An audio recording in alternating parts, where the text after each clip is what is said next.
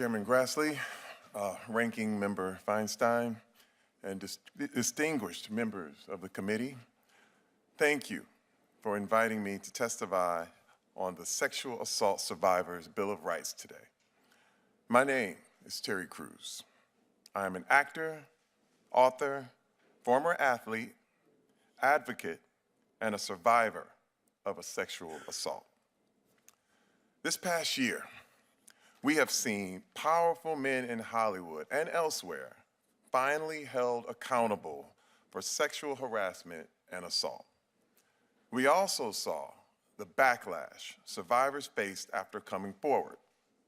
I wanted these survivors to know that I believed them, I supported them, and that this happened to me too.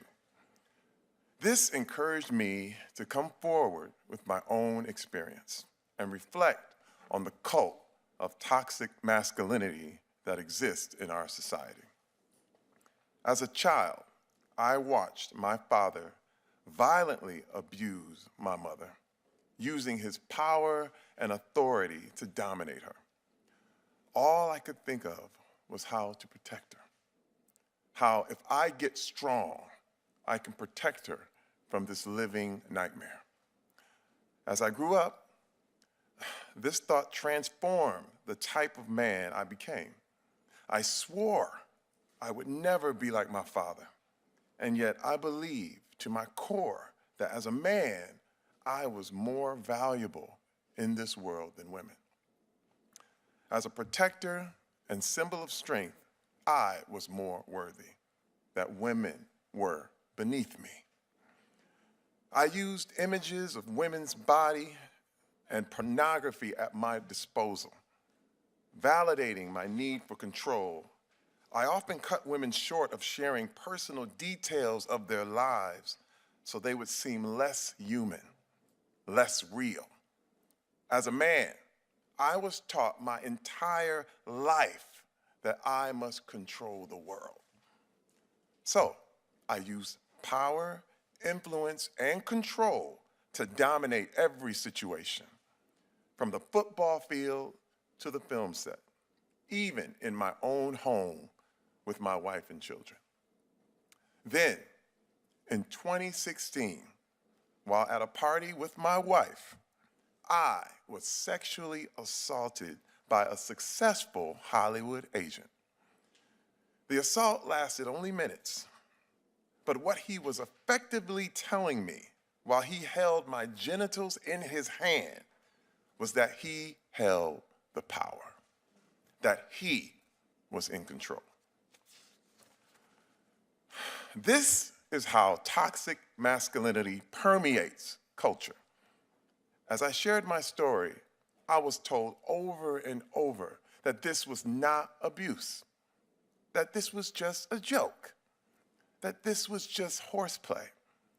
But I can say that one man's horseplay is another man's humiliation.